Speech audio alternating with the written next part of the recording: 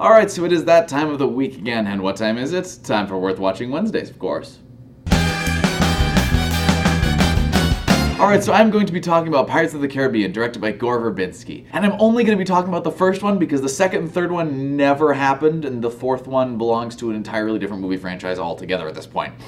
So, the plot of Pirates of the Caribbean, Curse of the Black Pearl, is that you have this really rich, kind of spoiled young girl named Elizabeth Swann, and she's madly in love with this blacksmith named Will Turner, and there's this whole little class, starstruck lovers thing because she's rich and he's poor and he's below her status and stuff. She's supposed to get married to Commodore Norrington, who is this very proper, very upright military officer, but she really doesn't want to because he's like a block of wood. He's just there. He doesn't offer anything, doesn't bring anything to the table. She's not in love with him. She loves this crazy blacksmith kid played by Orlando Bloom. So of course all the girls in attendance were like.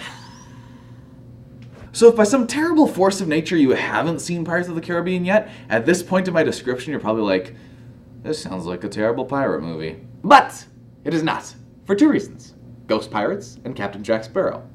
Essentially, the whole conflict of this movie revolves around this big chest of cursed Aztec gold coins. And the idea is that if you steal any of the gold coins, you will essentially be cursed into undeadness until you return the gold coins. You look like a normal person until you step out into the moonlight, and then you're like this rotting skeleton, and you can't eat, and you can't die, so you're invincible, but you're not really living, and bad stuff. So there's this group of pirates who stole this, of course. Now they're this undead group of pirates, and they're looking to try to get back all the gold coins, and they've got all of them except for one. And that one happens to be the one that Elizabeth Swann currently has as a necklace because it was given to her when she was a child.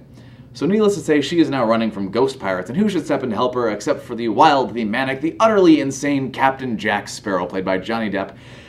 Johnny Depp started out kind of as this art house actor and has tried to get back into that occasionally, but everyone remembers him for Captain Jack Sparrow, probably because that's the role he just fit into and the role that he just did really, really well and brought a whole new something to the role. It could have been a really annoying, stupid character, but he just made him great. Jack Sparrow is essentially like if you took Indiana Jones, turned him into a pirate, and made him just perpetually drunk and confused and a little bit hyper.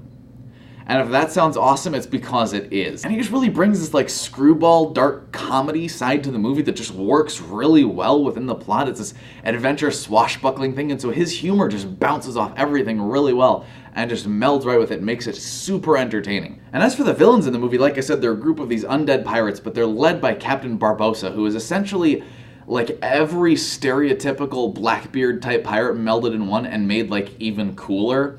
He just has no mercy. He's very creepy when he wants to be, but can also match wits with Jack Sparrow in humor when it wants to, but very dark humor.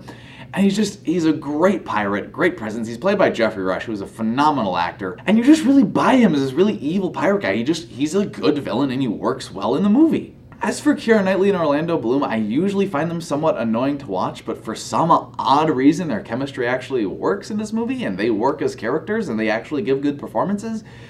So I never really got annoyed with them in the first movie. Again, in the non-existent second and third movie, that's a completely different story. But in the first one, they work really well together as this sort of mismatched class couple. And I think one of the things I like about Orlando Bloom's character is the fact that, yes, he's this swordsmith and blacksmith who practices for 3 hours a day, but he lives on this little island, and so he has absolutely no street smarts, and he's entirely driven by his emotions and stuff, and he doesn't know what to do. And so that's when he's teaming up with Jack Sparrow, you have Jack Sparrow, who's the legitimate pirate who knows what he's doing, and then you have essentially this little boy who's seen too many pirate movies who thinks he knows what he's doing and is really confident but has no idea and gets himself into tons and tons and tons and tons and tons of trouble. And the movie as a whole is really good too. I think one of the reasons I like it so much is that it's kind of a breath of fresh air. I mean, you haven't really had pirate movies since the 1960s, and no one's really made any since then, so it's kind of like this little island in this oasis of other genres of movies. You don't really get that swashbuckling movie anymore, and yet this kind of really pays homage to that, but also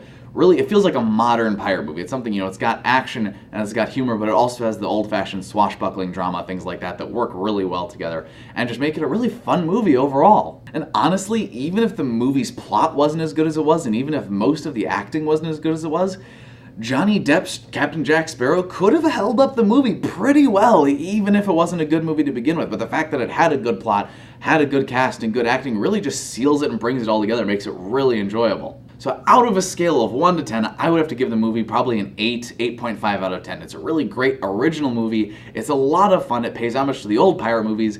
It's a complete popcorn flick, but still manages to feel like a quality movie. Like, it's not like, oh, this is a guilty pleasure, I'm gonna hate myself after I watch this movie. It's really good, and it's just really entertaining, and it's endlessly quotable. You need to get yourself a girl, mate. Why is all the rum gone? If you're waiting for the opportune moment, that was it.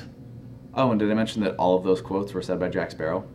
Alright everybody, that is it. I hope you enjoyed. Have a great rest of your week. I will see you this weekend for Worth Watching. Like and subscribe if you want to see more. Leave a comment on what you'd like to see me review next week, and I will see you later. Bye.